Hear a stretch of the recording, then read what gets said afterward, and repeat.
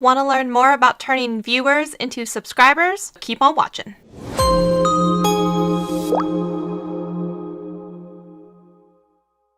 When it comes to YouTube, many creators are always looking for a way to find more subscribers. What they fail to recognize, though, is that a lot of the time, what they need to do is focus on the people who are watching their videos but are not yet subscribed. And in most cases, it can take more exposures to a certain creator before they will finally commit and hit that subscribe button.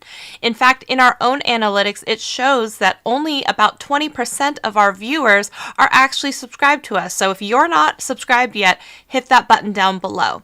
Now, when you're evaluating the relationship between creator and the viewer, you're going to see a few different things come into play. One of the key things that we need to focus on as creators is making sure that we have a know, like, and trust factor with our audience. So what does that mean? Much like you wouldn't go on a blind date and then expect to get married after that very first encounter, we need to give our audience a little bit of time to warm up to us and know us and like us. So there's a few things that we can do to build and foster that relationship with viewers, old and new alike, so that they are then convinced to want to hit that subscribe button. One way to build trust with your audience is to actually talk about things that are exciting to you.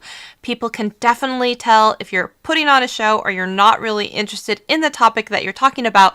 So making sure that you're making content that is actually true to who you are and what you like to talk about can be such an important factor. And when you make videos that resonate with people on a personal level, they want to hit that button and subscribe to you so they can continue to follow along with the journey because they are interested in the same topics. Now, when you're making videos online, it's always fun to be clever, but what's actually better than being clever is being very clear.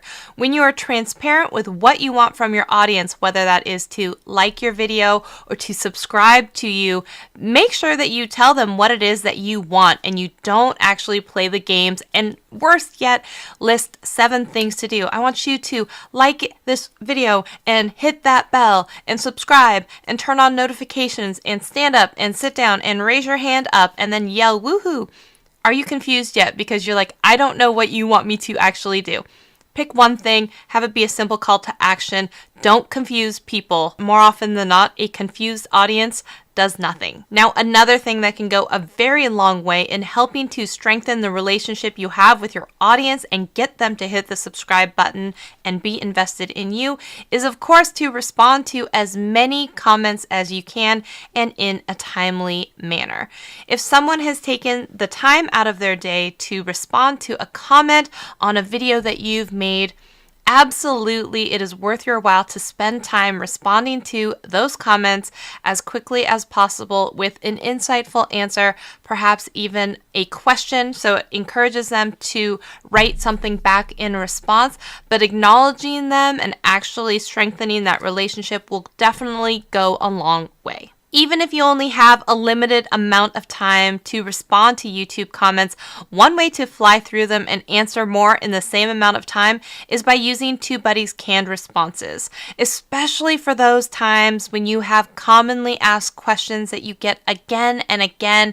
You can save these responses as a canned response and simply start your comment with them, and then you can always pepper in some personal comment as an extra touch. And one awesome benefit of using the Tubebuddy mobile app, you still have access to all of the same canned responses from the browser version, which is amazing because YouTube Studio app does not have that. And it's such a great way to make sure that you direct people sometimes to another video, sometimes to a playlist, or sometimes an answer to a frequently asked question. Now, we recently made a video about YouTube analytics for beginners and where to get started when you're a little confused. So if you missed that video, I'm going to link it up here in the card so you can take a look at that.